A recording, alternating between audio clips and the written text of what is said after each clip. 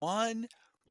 Welcome to Top M&A Entrepreneurs. Today, my guest is Lindsay Gremmer, my friend, and she has, a long time ago, she bought in a CPA firm, grew net income to 73%, and recently sold to a private equity firm. So we're going to hear about this story. Welcome to the show, Lindsay. Thank you, John. So excited to be here. Yeah. So let's start this. Let's kind of rewind and what were you doing before you bought this business? Oh my goodness, before that was eons ago. That's when I was a lot younger. Um, I always say 20 years younger and 10 pounds lighter, right? Yeah. So before, it's kind of a long story. So I was I was a finance major, and that was during the dot-com era. And I went to go work for my dad actually right after I graduated college. And that's when the NASDAQ dropped 80% over a year and a half time period.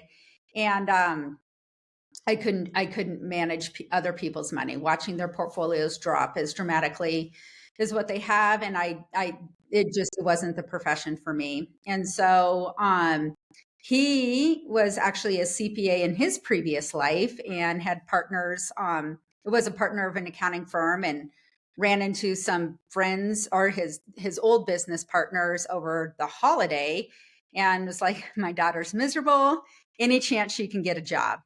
And so I started out thrown in tax season, and literally I hated accounting. I was in college.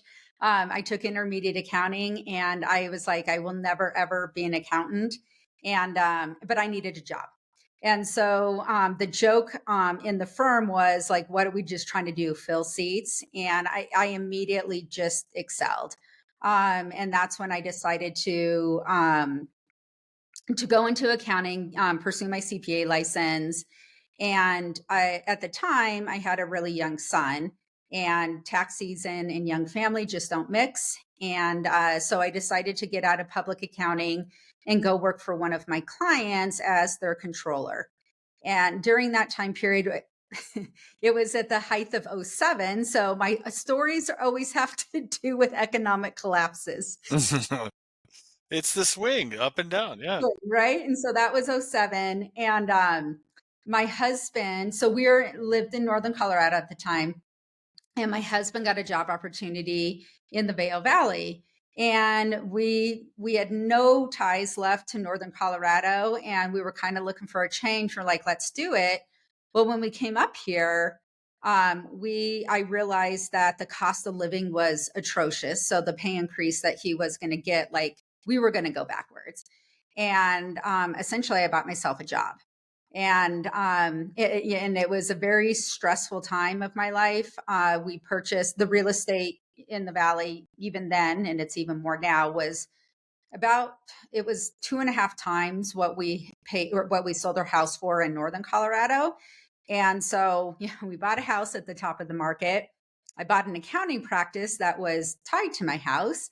And then I watched my real estate drop 50%.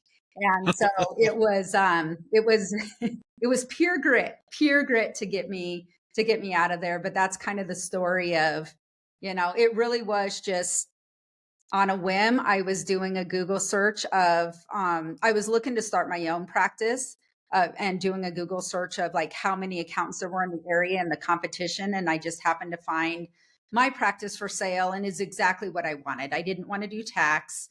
I wanted to do the outsourced controller work, and that's exactly what it was. So Yeah. it Where was do you remember where you found the business listing or was it off yeah, it market? was Yeah. actually accounting, accounting broker sales. Bill Anicelli was Yeah, my they're still active, right? yeah, they are still Yeah. active. Bill, he was such an amazing guy. He actually just recently retired, like 4 years ago. But yeah, Bill was the broker of the Julie was the seller. So Bill was the broker, and he was an amazing guy. He was actually a great broker to work with. Even though, I was on the buy side, and she was the sell side and working for her. But yeah, accounting practice sales was, Yeah. and they're still, yes, they're still in business. So how did that sale go? What was I? What kind of size was it? You don't have to say the specific number, but It's actually I bought it for 265,000 back yeah, in 2000. So it was small. And so here is the funny thing about it.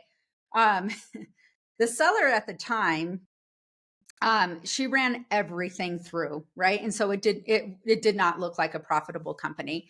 And then you combat that with, we're in the middle of this economic meltdown, right? We're at '07 to where banks aren't lending anything like that. So I made an offer, took the financials. This is actually going to be perfect for your show, but took the financials to the bank, and the bank is like, hell no, like we're not loaning on this. It's not profitable. So I had to make a deal with the seller at the time to do owner financing for a year, get it under my books where I didn't run my condo dues in Mexico through there. And that way we could go back to the bank. And so the amount that I paid her was my down payment for it. And then I was literally, no joke, the last business to get SBA qualified before the SBA just cut off all all funding. all Yeah. funding during that time period. I'm not kidding you. I was literally the last one. Wow. Yeah. Yeah. And Yeah. how much do they fund of it? They funded 90%. So it was 10% down, and then they gave me 65,000 of working capital, I believe. So Yeah. yep. Yep. 65,000 for 265,000. That's a lot of working It capital. was a What was lot of that work. about? Yeah. I don't know. I don't know. They just gave me money. Right. We need to ride it and push it out before we lose it. They just gave me money. So yeah, it was a crazy time period. Just everything, just trying to get a loan, being a new business owner. I was a brand new business owner, Yeah. I was new in my community. So not only did I buy the business, but it was a service business. So I had to win over, all of my clients, and just, and the gal that I bought it from, she was in her 50s at the time. And here I was, this young 30-year-old, coming in. And we are, a lot of our clients were boards. And so like winning board members can be tough, and so having to win over these board members and their different personalities, like it was pure grit, pure Yeah. grit to get through that time period. Did you keep the name of the business? I did. Yeah. Yep. Yep. Was it an anonymous name No, or was actually, it she did something really smart. Tracy's Accounting or something? Exactly. No, I Yeah. have to tell you that I think that that is the worst thing that whether you're a law firm or accounting firm, is to tie it to you personally. So she named it Vail Financial Services. And Yeah. so that it was just very, Well, just so you take care of Vail Financial. So that's yep, great. Yeah. exactly. Yep. And so Yeah. I just took that over, and she did bring that up when I bought the business, cause she had been in 20, 25 years. So some of the clients that I acquired and I just passed on to the new owner have been with Vail Financial for probably 40 some years, Yeah.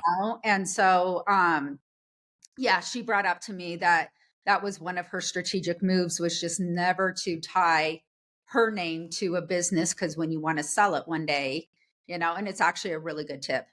Yeah. Yeah. So when you took it to the SBA and they underwrote it and they said, "Hey, it's definitely there's cash flow in here." And traditionally, you do see accounting firms with pretty good margins, like 40, Yeah. 50% net margins. Right. But sometimes that's with the owner Right. very dependent on that. What Yeah. what was the case in your situation? So because honestly, I made sure, so I had to move, it was a year loan with the seller. So I had to move, you know, the um the business under my S corp at the time. And I barely took anything as far as draws or income during that time period, because again, going through the economic disaster that we were in, I needed to make sure I had a huge risk, because she was a pretty tough cookie as a seller. She blamed me for not being able to get the loan, but the reality is her, when I say she deducted everything, like she deducted She everything. moved a lot of her She personal really expenses through the business? She really did. And so, Yeah. and at that time period when credit conditions were getting so tight, like no bank was even willing to look at it. So our agreement was 1 year. I would move it under me to prove to the bank that it really is a great business. And I hardly took any, when I say hardly took, I think the first year I paid myself maybe 18 to 24,000, just to prove cash flow. And we were getting down to the wire at the year when the bank was doing their underwriting, and she even threatened me as far as like, because the deal was is that she would just take the business back, and here I was, I worked my tail off to build, efficiencies. I even brought in clients during the time period, so it was very scary. And I can't remember, it was so long ago. I mean, it was 17 years, so I don't know exactly what the profit margin was at that time. But in order to get it to where the banks would loan, um, So that was a legitimate threat over your head for yes, 12 months? yes, Yeah. yes, yeah, yeah, yeah. Yeah. That threat and watching my house value drop 50%. That was the other threat. Yeah.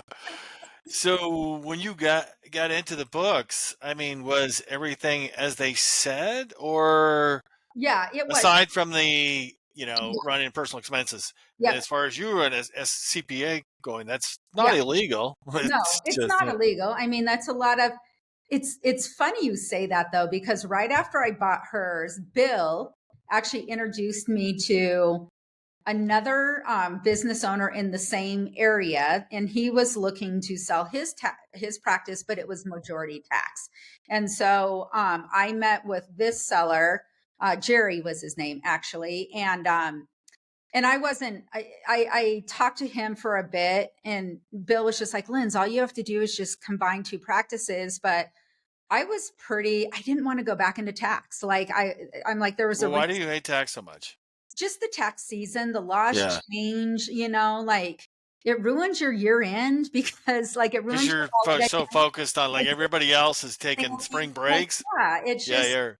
and tax season isn't April anymore. Like, isn't my dad. So going back to my dad, when he was a partner, many of years ago in the 70s, tax season literally was January to April.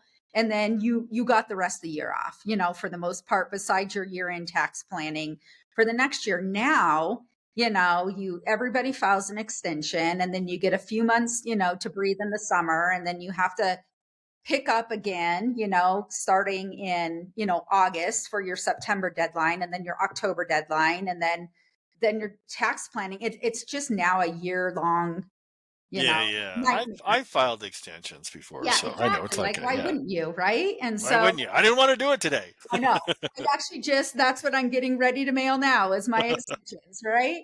And so I just, when I talked to that seller, I was like, yeah, I got out of tax for a reason, and I'm going to follow my gut, even though I think the companies merged together would have done really, really well. But I just didn't want to go there. But my point is of the story is when I was meeting with him, his financials were really beautiful. And he made a comment to me at the time. And again, I was young. This was my first business purchase. Like I didn't really understand the ins and outs of buying a business, selling a business. And he said the problem that business owners have is when you try to deduct everything because you don't want to pay taxes, then it ruins your valuation down the road. There's only so much a bank is going to add back, because they have to protect themselves, right? It's risk mitigation on their side. And so he was very much into the opposite of what Julie was. She ran everything in to not pay the taxes, but then I was firsthand experience of you do that, then you risk, then basically you're just looking for cash buyers, Yeah, which, a lower valuation. right, a lower valuation or cash buyers. So yeah, Yeah. yeah, Yeah, that was the case where I had a student. We were looking at an e-commerce company selling products over the internet for hair care. And I mean, she had $1 million in the bank, but yeah, she was running everything. Right. everything Right. through the business. And the broker actually gave her a lower valuation. I mean, she was doing like 700, $800,000 bottom line, and they Right. were only asking 1.6 for it, Wow. which was incredible numbers because she was running everything through the business. I mean, she had a $60,000 accounting uh, a fee on there. I go, for what? Right. For what? Right. For Right. something else, but it wasn't Right. Right. $60,000, Yeah. right? Yeah, for sure. Yeah, For sure. yeah. Yeah. Yeah. So when you started taking over, what did you do when like you jumped in and started, you know, learning the business, getting your sea legs, and when did you start focusing on things you could do to improve it? Almost immediately. Did you? So we'll rewind. So one of, business acquisition 101, it came with an employee. All right. And I, the employee that I inherited was probably the worst employee I've ever had. She was passive aggressive. Yeah, so she was another nightmare. So this purchase, like I look back today, I'm grateful that I did, but in the moment at the time, like it, it was really stressful. And so, but one of the things that I took away from Julie was that, when you have an employee, so it was Julie and this employee was doing 50% of the work and Julie was doing the other 50% of the work. Well, you don't get rid of an employee that's doing half of your work. No, that's a problem. That's a Yeah. problem, right? And so even though like I didn't dig her so much, like I still stayed on the same pay schedule that Julie was, the same time off, the same benefits, all of that until I could wrap my arms around, is it worth having her? Is it worth having this clients? And what I ended up doing is, so I took the first couple of years to just really kind of learn it. And I created efficiency. So, at the time, I say that we probably had maybe 18, we'll say 15 to 18 clients, right? And when you're dealing with that many clients, and we were their accounting department from A to Z. We did everything for them. And so when you're dealing with that many moving parts, I learned to compartmentalize, right? And I only work on a client, you know, trying to just get them done from A to Z, that, and then that way I can move on to someone else and wouldn't have to think about them for a few weeks. And so just by even me blocking my time, if you will, like I know a lot of these programs talk about like time blocking and stuff. And so even though I technically wouldn't do that on a calendar, I would do that in my mind to where, okay, we're working on this client this week. I'm going to do everything for them. And then that way I don't have to worry about doing anything for them for a couple of weeks.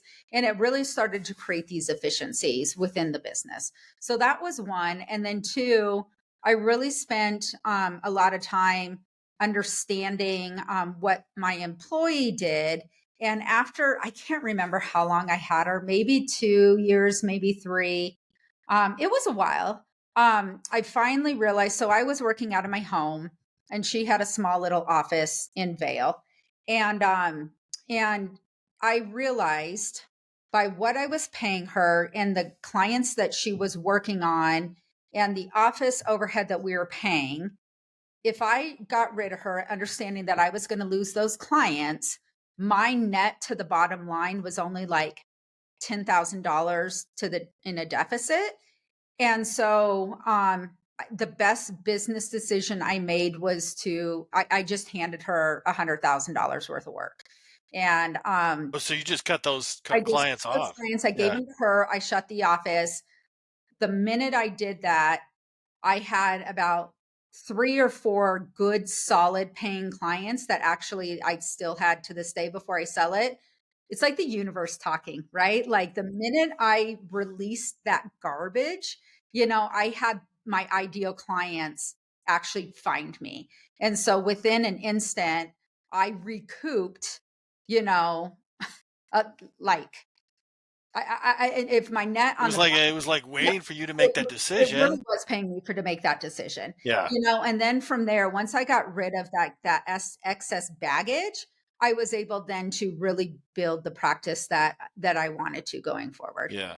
Yeah. I'm just curious, and a lot of viewers, watchers always encounter this. When they first buy a business, they inherit the employees, but they talk to the seller and ask them about that specific employee. And there's a couple touch points like, hey, this person does this and likes this or hates that or whatever. Did that the seller match to that employee? Do you think that after learning Um, about them? yeah, she did. And to be honest with you, this is how I think it all went down is I think the seller, actually I know that the seller and the employee they were butting heads. And I honestly think that her solution to all of it, instead of getting rid of the employee and starting over, is to sell the business and pawn it off to me. Like now that I go back and look at like the whole thing and how it transpired, I think she made it someone else's problem. So Yeah. yeah, yeah, yeah. That's not probably uncommon. Like This is people uncommon, build these right? little SMBs and go, this is a problem. Right. It's really sucking the life out of me. I'm gonna just give it to somebody else I'm or just sell it to somebody else it's too. a reality, Yeah. it's a total reality. So, and I was in a position, again, if someone were to ask me if I do it all over again, I unequivocally yes, but I was also in a position where it sounds bad, but like I needed income, like Yeah. we were new in the community. It was really expensive to live here. The top of '07, no one was hiring. I was a new licensed CPA and I couldn't get a job to save my life. So I bought my income, Yeah. like that's what I did. Yeah. Yeah. And you only lost like $10,000 by splitting those clients up, and then Right. you immediately Yeah. Like found new clients. we're literally talking about I made the decision. It was actually over the holidays. Like we split it up December 31, you go on your way.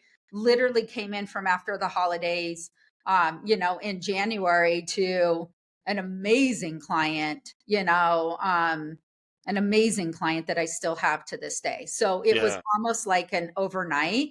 And again, the universe talks to you, it's Yeah. really crazy that Did you when you reach out to those clients or they no, just found you? Yeah. it was a so we did the counting for a local board of realtors here, Uh-huh. and we did a really good job. And it was another board of realtors in the next county over. Their AE, which is called Association Executive, they're equivalent to their CEO, um, embezzled $500,000. And so, and because they didn't have a CPA in place, no internal controls, anything like that. So, when they found out that happened, they reached out to the local board of realtors that I did the accounting for, and it was like, "Who do you use? Lindsay's amazing." And so it was Oh, we just need a new accountant. we need a Yes. new accountant. And so, so the fact that Yeah. I was I didn't need to be a CPA to do what I did, but it helped with credibility. Yeah. I would never put my license on the line for anything, and they needed that. So that was the client that. Yeah. So you're in the area they're talking about, the Sarbanes-Oxley, where you put your signature, CPA signature on something, meaning if these are wrong, I go to jail. Right, Right? exactly. Yeah, Yeah. yeah. And I worked my butt off I missed out on my son's the first 3 years of his life, for this license. So you better be damned that I'm not gonna put this license on the line for anyone. So it was a good, literally just it happened and it was amazing. So Yeah.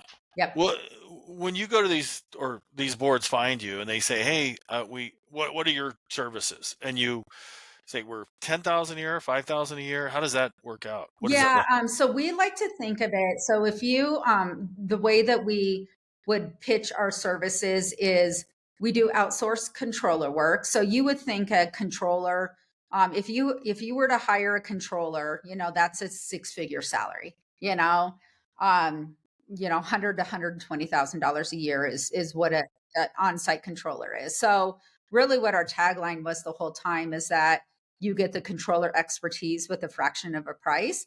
And so even if I were to come in at 60 grand a year, and Still because a fraction. it's still a fraction, so like it seems like a high fee, but when you think about, what the cost of a true controller is, and because ran such an efficient, tight ship, um, that was really a deal for them. Yeah. Yeah. Yeah. Yeah. And Yeah. some of these clients you've had for 15 years plus? I mean, I bought, there's clients that I bought with the business, so 17 years now. I sold it in June, but yeah, I mean, half of Yeah. them probably never left me. Yeah. Yeah. Yeah. And that's like a very niche. You just go after boards, Yep. HOAs, kind of Yep. like that. Yep. And Yeah. that is that a huge portion of your business? It was majority. And, Yeah. it's what the seller, I tried to veer off from it, to be honest with you. Like I tried to work with more small business owners, but I always say, the riches are in the niches. Riches and the And, niches. Yeah. and it's, it's not very rewarding work, but it was recession proof, and you just, Julie had always said to me, people really don't care who's doing your accounting as long as it gets done. And I do think that there is some truth to that, but you know, I didn't after I purchased the business, I didn't get the clients that I did because I had CPA behind my name.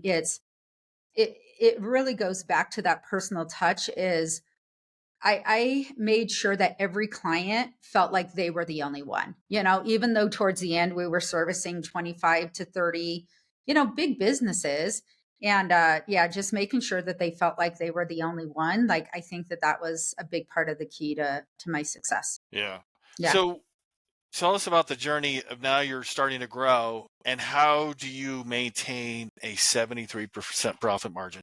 Because Uh, if anybody's watching this and they've tried to buy an accounting firm, you can go to the top 5 broker sites and you'll see some great sims with, 40 to 50% margins. I've yeah. never seen anybody with a 73. So, Yeah, yeah. So I was actually thinking about that because I knew you'd be asking that here today. yeah. Because John, every time he introduces me, that's what he talks about. So two things. One of them, and I wish they were sexy. Like there's nothing sexy about them. Nothing surprising, right? Nothing sexy whatsoever. One of them was incorporating software. You talk to any business owner, and once you incorporate software, so we incorporated, well, Bill.com, if you're familiar. I don't want to get too technical, but it's an accounting software that between that and then moving payroll services. So there are two different accounting softwares that reduce the human element out of it. So between incorporating both of those, I was able to reduce one FTE, a full-time FTE. But if you want me to be completely honest with you, I think that really what the game changer was for me, was so COVID COVID forward, it was another challenge in my business, and not because we closed doors or any of that. It was a hard time as far as we live in a very resort community, and so I had all of these not only do we do a homeowners associations, but I did a lot of work for like rental companies and all of that. And so we went from like the world was going to get shut down to to helping them apply for PPP loans, to helping them get those PPP loans like basically written off, to now there's all this money flushed in the Forgivable. system, Yeah. forgivable, Yeah. and to now there's all this money flushed in the system, and all of my clients were the busiest probably they'd ever been. So like it was this roller coaster of emotions of I mean, I think about it all the time, like how far the pendulum swung. But during COVID, when we were all locked down, during that time period, I really didn't realize how much community meant to me until community was taken away. And Mhm. after that, I really started focusing more on the human touch, the human element. Like, yeah, I can add all of this technology and stuff, but um networking more, being, I kind of, there gets to be a point when you get to be a business owner, like, oh my God, do I have to go to another event and stuff? But like when you can't connect with humans, like that changes you. And so like that was one piece of it. But then I had an employee start, new employee, March of 21. And she was this young girl. And I'm going to admit, like, this is kind of embarrassing, but pre her, I wasn't the nicest boss in the world. I really wasn't. And I viewed my employees as profit centers, Hmm. of like, you work for me, That's you what know, I tell my kids. You yep, guys are just expenses right now. You need to exactly. be a profit center. Exactly. You need to be a profit center. And this girl, she changed me. And I don't think it was necessarily her per se. It just was the person at the time period. But a week after she started, I hope I don't get judged for this, but I made her cry. And I went home that night from the office and I started thinking to myself, like, if I continue to treat my employees the way I have been, like, no one's going to want to work for me. Yeah. And it was real, and so between COVID and just needing to be more human focused, and then making my employee cry, I just immediately changed, and I started treating my staff as teammates and equals. Not too long ago, John, you had asked me, like, where's the balancing act between being a boss and being a friend, Yeah. like, Yeah. there is this balancing act, and it's hard, especially when you're a 3-person accounting practice, right? Or a 3-person business. But I don't have to go hang out with them at night or go drinking at the bars with them or anything like that. But getting invested in their life, asking about their kids, flexibility, all of those things, it created so much loyalty. And if you read statistics, the statistics out there are like, when you have a positive culture, um, the work, the productivity increases by 50%. Um, yeah, Yeah. you know, But how do you measure that? but I don't, I mean, when I look back to, so my teammates at the end, they weren't A players. I love Dan Sullivan. I love his work. And the book that I really love is Who Not How. And, Yeah. in Who Not How, he talks about, you know, A players, people are investments. And I agree with that. But in my situation, I didn't have A players. I molded this girl. She came to me just with a little, like this much payroll experience, and I molded her into an amazing accountant. So I probably got her to a B player. So she wasn't an A player by any means, but she was the most loyal individual that I could have ever found. If I called her at 3 o'clock in the morning and was just like, hey, look, I totally spaced to do this, she would have gotten up and done it. And not because she feared that she'd lose her job. It's because Lindsay needs me. And when I look at, by the time I decided to sell my practice, and look, it was literally an ATM, to the point that you and I talked how many times before me signing on the dotted line. I'm like, am I stupid for doing this? Like, it Yeah. was You churning. went back and forth, man. You were on one side of the fence one day and the other side the other day. Yeah, it was literally churning cash. And I was maybe at that point 10, 15 hours a week at the most.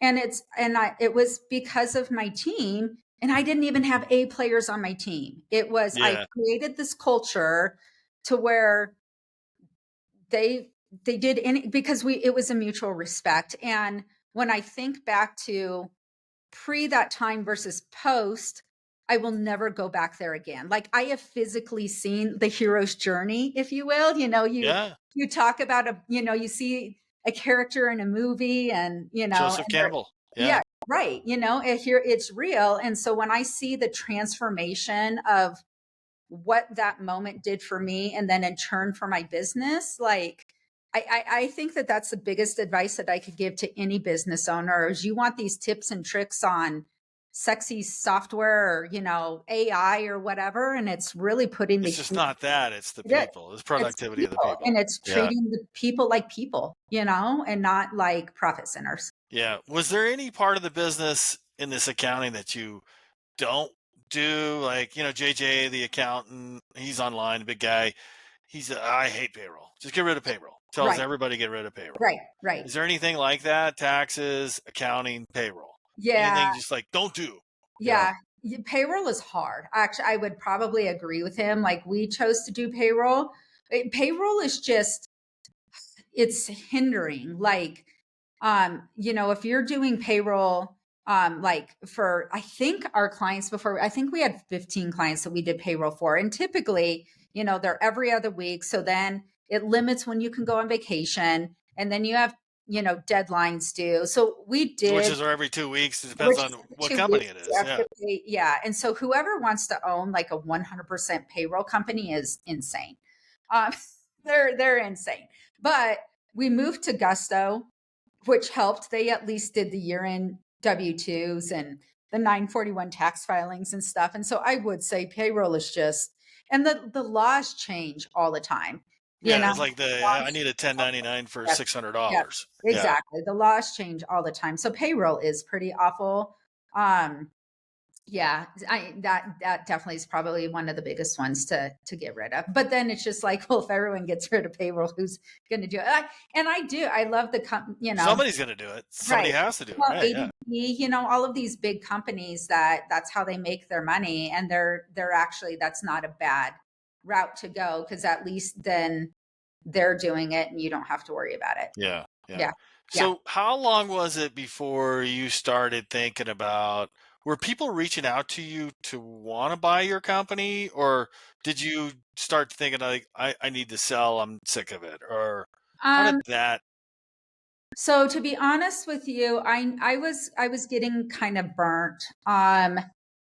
But honestly, COVID took it out of me. To be COVID completely did? honest, COVID Yeah. totally took it out of me. It was just that emotional roller coaster of, you think about it. Like we went from 1 year of thinking all of our clients are going to go bankrupt to the next year. Like there's so much cash in the system. Like there's so much money. There's so much inflation. Wages are going up through the roof. Like to sit back and think about that time period, sometimes it's just like, was that real? Like, cause that's, Yeah. It's just like, and it felt because, like the whole thing was going to shut down. And right, yeah, right. And also too, where we live, we're very seasonal. So, in the Vail Valley, you have ski season, and then you also have summer. And so, in right after ski season, so the mountain closes about April, and then people really don't start traveling up here for summer until late June, right around 4th of July, because it's still a little chilly. And so during that time period, we call it mud season. And it's where people don't really come up here too much. And it's kind of the locals. The the locals, locals love it. yeah, the locals love it. Like we get the great discounted restaurants, like there's all Yeah. that stuff. But that was always our downtime. That was our let's breathe, and then you have summertime and then you have a little bit in the fall, although the fall here is amazing. So more people are starting to recognize that. But you had a little bit of time in the fall before you geared up for the next season. So, we had a few months on both sides of season to where that was kind of the reprieve, the R&R. I could settle. Well, after COVID happened, and and there's all this money in this, like that never happened. Like I didn't get that downtime. And so it kind of reminded me again of like tax season of like there is no reprieve anymore. And so there Is was that like the sign of getting burnout? that is the sign. There's like the mail never stops. Yeah. But Yeah. on the flip side too, really what my deciding factor is, I knew I was in trouble, is I'm not a spring chicken anymore. I'm not young by any means, but as I got older, I really realized how risky my business was. Everything relied on me, and even though I had employees, there was still just this, because they weren't the A players that I needed to like run the company. There was still so much knowledge in my head. And I started getting to thinking to myself, like, if something happened to me, which is real, right? Mm-hmm. My husband would have been screwed because I have this amazing asset that he couldn't get anything out of. He would have been forced then to shut down this business that has value. My employees would have been screwed, and then my clients would have been screwed. And so what I ended up doing was I did try to bring in a business partner to help take that pressure off. And she's a great person. We ended our partnership after a couple of years. We just didn't have the same visions, values of what a partnership should look like. And so Was um this a 50-50 it was a partnership? 50-50. She Uh-huh. had some clients, so we were just brought both of our clients in and merged it. And that was my idea of, let me just take the pressure off. At least if something happened to me, I have somebody here that can at least Right. take over this business. And again, there was I respect her very much to this day. It's just, as a partnership, we just didn't work. And so after that, I didn't have it listed. It's somebody, or well, this firm approached me. We met through a mutual person, and we talked for, gosh, probably 9 months. And they made the offer, and it was because I wasn't actively looking to sell, but no, I was also burned out. It it wasn't an easy decision, and you know that, John. You and I talked many of, Yeah, we've talked about oh my God, we like talked I so feel many, like 6 to 9. Yeah, 6 to 9 months about that. Yes. right, right, and Well, like, what side are you on the fence today, Lindsay? it's true.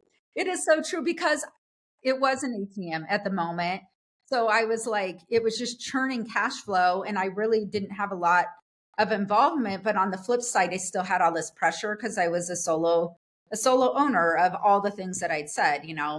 Something happened to me. My husband, I didn't want to put him in a situation where he had to learn payroll to get these girls paid. We had lost one of our dear friends actually during COVID. He was one of the first gentlemen in our valley to contract COVID, and he passed away. And he was a business owner, and he was a concrete guy. And just watching his wife go through that, of having to not having any business experience and having to unwind a business, it was really eye opening during that time period. And I didn't want to put my husband through that. And so I say it was actually the least selfish decision that I possibly could have ever made, of I really looking out for all of these other people. But I feel like I was running my business in a very risky manner. Yeah. Well, Yeah, that's when the real experience hits you. It's not esoteric or out yeah, in the ether anymore. right, It's real. yeah, Yeah. right, right. Yeah. Yep. Yeah, so that was really kind of my deciding factor of, I'm still young, I'm not ready to retire, but I felt that I needed to take some risk off the table. Yeah. Mhm. And so what was the thought process? This, somebody off market, you're not on market. You don't go to a broker. Somebody off market offers to buy you.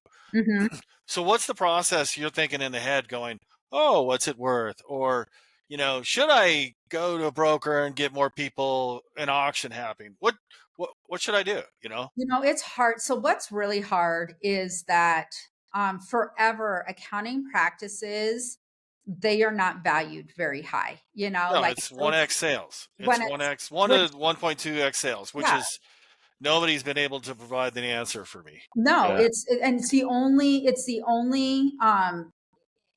the only business in the industry that's like that. Everything is based on a multiple of cash flow, of net Yeah. cash flow.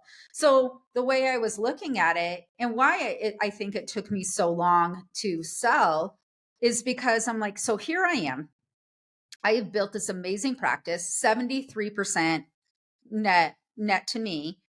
And I get online to what is the accounting broker that we talk about all the Poe time? accounting. Is it Oh, yeah. Poe? So I Yeah. get online to Poe, and I see the exact same firm, gross top line, the same, but their net to owner is like 24%. And I'm like, this is crap. Like, my business is worth the exact same. is this business over here. Yeah. Whoever's paying for mine is going to get a smoking deal, versus this other one over here, which isn't, but they're paying the exact same amount. Yeah. So to be honest with you, it's really one of the reasons why I never was interested in selling in the past, because I'm like, I'm getting penalized for building an efficient Which firm. is really weird, isn't It it? is. It is. And then private equity started coming into the space. What, Yeah, oh, a couple years ago. It was yeah, quiet a couple years ago. Now it's not quiet yeah, anymore. Yeah. yeah, and they really started changing it to where the valuations of accounting practices finally started changing, and I feel like are being valued more like the traditional business of your net opposed to gross. And even when you get on now, I have started to see their pricing adjustments, based on more net. And these efficient, great businesses are definitely going for more than what they did in the past. And so, to be honest with you, I started seeing the momentum change with these accounting firms. And I did reach out to a broker a while ago, Bill Aniselli, Accounting Practice Sales, his replacement. I did reach out to him, and again, what he was willing to sell it for, plus the 10, I think he was 12% broker fee. Like, I just couldn't justify it. I'm like, I might as well then bring in my A player, pay them, and still make cash Yeah. flow, opposed to 1%, 1.25 of gross. So so that was a year. So I was actively looking probably a year prior to when I sold it, right when my partnership dissolved. But I couldn't justify it. And then that's when private equity came in. And I was like, I think I need to take advantage of this momentum. Did And you have to educate him about the pricing and say, I'm not going to sell it for 1x, or he he just just, offered. Yeah. oh, just offered? Yeah, he just offered based on financials and all of that. And what he offered was definitely a premium to what I could have sold it for with a broker, and I didn't have the And the 12. 12% commission. Yeah. Yeah. Yep. Yep. And what do those private equity deals look like? Is it 60/40, kind of So this 60% one, debt, this or 40? one I just chose to. So it wasn't. It's not full private equity. It was more of it's a small, like, family office style business where Yeah. you have accounting, you have asset management, and you have insurance. So it's not. I did choose to give up. Well, it wasn't offered to me to have any sort of equity deal going forward, but I There's was. no rollover. Yeah, No. so and I was okay with that. I had talked to friends in the business, and unfortunately, I think the way that private equity tries to structure this, I did talk to quite a few private equity firms prior to accepting my deal, and sometimes I feel like they make you have that first bite of the apple, right? And then sometimes I think that not sometimes, I think majority of the time, they make that second bite of the apple unrealistic, to where you're putting in your time and your energy, and then you don't meet the quota or whatever that they want. And so then in your mind, you're thinking the second bite of the apple is going to be bigger than the first, but majority of If time, they do what they say they're going to do. yep. And And if there's majority, arbitrage there, and the multiple yep, increases. But if it's not, exactly. there's not going to be. Exactly. And Yeah. so then you're putting all of this time, effort, and sacrifice to meet an unrealistic expectation, and then you don't end up getting it in the end. Yeah. You know, that is one of the, I saw an investment on a website about a machining company that, they buy it, they're going to put X amount down, X amount of debt, and they're going to grow it for a 30% IRR and, 2 to 3 multiple on invested capital, because they say there's plenty of arbitrage in there, with other machining companies. And I was like, I'm a little skeptical. There's just not the operational excellence, just because these machinings are 200 to $300,000. If they're at capacity, you're not going to get any more work done. Right. Right. If they're at 20%, I get it. Move move the jobs over there. You have to reprogram and do it differently. But if they're already at capacity, you don't want to go to 90% because they break down. But if you stay at 80%, they're okay. this is what I was talking about. I don't know if there's that arbitrage that comes. Oh, I'm going to go get another milling company or a Right, CNC. Yeah. right, right. I met, I belong to several masterminds, and in one of my mastermind groups, I had met this gentleman, Dylan is his name, and he was an optometrist, an eye doctor, and approached by private equity.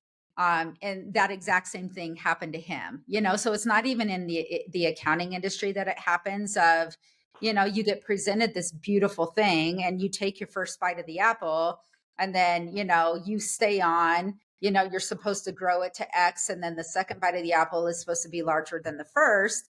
And so he was banking on that, as part of his retirement, and it never happened. And so you put your blood, sweat, and tears into something that ends up not happening at the end. How is that any different than me just selling it for a premium, and Get out. walk and walk? Yeah. Yeah. Yeah. Yeah. Be happy with that. Right. Exactly. Yeah. Yeah. And that's Yeah. reality. Like, I hate to say it, but it's going back to the human touch. Like, you are just a profit center at that point. Everybody talks about how amazing private equity exit is and it's sexy and all this stuff, but you're kind of selling your soul to the devil too. You are, Was there any, were you at a threshold where you say, maybe I'll keep it, M&A advisors do this. They go, hey, you got a nice business, but if you really want a $10 million exit, you need to go back and do this. And that's going to either through organic growth or acquisition. Were you yeah, at that spot and, I, and you decided not to, or where were yeah, you? I was at the end actually. And it was one of the conversations that you and I had, right? I was just like, John, maybe, since accounting firms are all the rage right now, maybe it's silly for me to sell and maybe I look to buy, you Yeah. know. Yeah. And I went on Poe and I found a couple of ones that had decent profit margins and would fit my model. And they were going like hotcakes too, you know. Yeah. And then I was like, I don't really know if I have it in me, mentally, physically to, That's the gas in the tank. Do you have yeah, any more gas? it is the Yeah. gas in the tank. And I was just at a point in my life, my son, he had moved out. He played hockey growing up. And so our world was hockey. We were bound by hockey schedule, school schedule. I was running a business. I was just ready for Lindsay 2.0. Yeah. Yeah. Yeah. I'm not looking to retire by any means. I wanted change. And so I needed some time to just digest what that all meant. My husband and I are empty nesters. Like, we're rekindling our marriage. Not that it was bad, but when you have children, Oh my God. your marriage is number two. Do they do something to your marriage or what? Right. And so then, Yeah. I'm just like, we have to learn about each other again. And I used to know what his favorite color is, and I don't know anymore. And just those little things that, that you lose along the way. And so, putting him number one again. And I was ready. Like, the timing was perfect. And, people ask, all the time, I did give up an ATM, Yeah. Yeah. would you do it all over again? And the answer is unequivocally yes. Let me ask you, without you getting into trouble legal, if there's any other payments coming from your acquirer, and that you could talk about, that you're not going to get in trouble. How was the process? Did you like the process of transition and Yeah. turnover, or was it, painful and Yeah. like, So that part I'd never do again? I did, yes. I did in my agreement. I got my large amount up front, but then I did agree to contract to help them with the business transition. Yeah. And I did an agreement over 2 years, and if going back and looking at it, I shouldn't have done 2 years. I should have only done one. Okay. Just because there does get to be the point of, it's no longer my business and I can't make any of the business decisions, but I'm still the face of the business, if you will. That has been really challenging. And so, and I need a finality to it, to be honest with you. And so, yeah, so if I were to have to go back again, I would have negotiated a little bit higher sale value and a little bit less on the back end. But in my mind, what I was thinking was I still needed the income. Yeah. And so that's I'm What, just did he ask for the 2 years, or did I you did. need the I did. income? I did. You did. I Okay. did All right. because of the income piece of it. But knowing what you know now. Yeah, Yeah. knowing what I know now, I'm making dramatic. Yes, I got this upfront amount, but it's my retirement. Yeah. I'm not touching it, and so I still needed the income piece, and so I'm the one that negotiated that. And if I could do it, I wouldn't have done that because it's hard. It's hard being a part of a business to where everyone still knows me, or I'm still pegged as the business owner, even though I'm still there, and but then not being able to make any of the business decisions, like that's difficult. And so I should have done less for that finality. Yeah. Are Yeah. they involved? How often do you talk to the new Um, owners? Quite a bit, yeah, they are involved. It was just a little less, they needed to get involved in our office earlier on than what they did. And so that piece of it was just hard. Like, So what are they doing? How are they putting their nose in? There's like you lean in, you could either put your fingers in or your nose in. It yeah, sounds like what would they do to improve a 73% margin business? I don't know. I, I don't know. Yeah, I don't know. Really what they're thinking was, I know, is that it's not necessarily the margins, it's being able to cross sell their different, Their offerings there. And is yes. that And, working?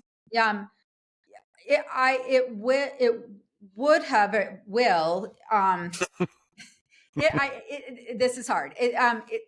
They needed to do a better job at the beginning of like inserting themselves of who they are and what they offer. Mhm. That's really where I think the breakdown was. So yes, I think that the vision is there and it still can be there. It's just, in their defense, they didn't want to, if it's not broke, don't fix it. And I was doing such a great job with my staff, and the profit margins were great, but they needed to insert themselves earlier on to be able to offer, to the clients their different verticals that they owned. And so that really was the vision. I don't think necessarily getting better than the 73% profit margin. And to be honest with you, you know, the margins are going to go backwards because you still have to pay to replace me, right? Yeah. Even though, However, yeah, I mean, if it's like if I bought a business with 1 million customers that just had one sole product, but I mean, this is what Cisco does, right? Anything networking. right, So if I bought this customer that has this simple router, I know that they're in the networking space, and I could just sell that million whole bunch of other portfolio products. That's right. the goal, Yep, yep, right? yep, yep. Yeah, Yeah, that was the ultimate goal is, yeah. And is is that working? I mean, is um that too? it should, again, It like will at some it point. will, it will Yeah, at some point. Like they haven't done the best job on their end of getting in front of clients and being like, this is, not only do we do accounting, but we have all these other services that we can offer you. And yeah, so, and I know that that's why they purchased us, is to be able to, to cross sell. You and I just not so long ago did one of those, challenges with, who is the gentleman that you and I were following. Um, I can't think of his name, but when they're talking about buying businesses and then buying multiple businesses, also you can just, cross yeah, yeah, sell, yeah, and I know that that's ideally what their end goal is, and that's the reason why they purchased me. It's just they didn't have a strategic plan on how to do that, and I think that that's where it fell short. yeah. It's But just, they did look at your client list and yeah, goes, okay, we're a bunch of HOAs with wealthy yes, individuals, and somehow we're going to get our yeah, wealth management and yep, other insurance products through absolutely. that channel. Yes, Yeah. absolutely. Okay. Yeah, yeah. Yeah. So I think that's the ultimate end goal. It hasn't happened yet, just because I don't think the strategic plan was implemented the way it should have. Yeah. Yeah. Yeah. Yep. Yeah. All right. So that's where you're at. I mean, so you got another year, right, under this contract or so, or what are you Yes, trying to? I do Yeah. have another year on this contract. I am, you know, it's odd. It's strange because there is going to be a point where I don't think they need me anymore. So I think a year might be too long, and so you know there may be a point at some point to where it would make sense just to negotiate out of it. But Yeah. And they'd well, have to pay you to yeah, well, quit yeah, or I don't what? know. I have no Yeah. idea. So Yeah. we'll see what happens there. But yeah, it was. I shouldn't have done 2 years. So anyone But listening, I understand that you're off to, yeah, exploring new opportunities. right, So that's yes, cool. for Yeah. sure, for Cool. sure. Yeah, yeah, Well, Lindsay, thank you so much for sharing your story. I really appreciate it. absolutely. Yeah. Yeah, absolutely. I love your podcast. I love knowing you. I love the people you've introduced me to. So if I can help anyone out there, hopefully my story has. All right. Yeah, Lindsay, thank you so much. yeah. Thanks, John. All right.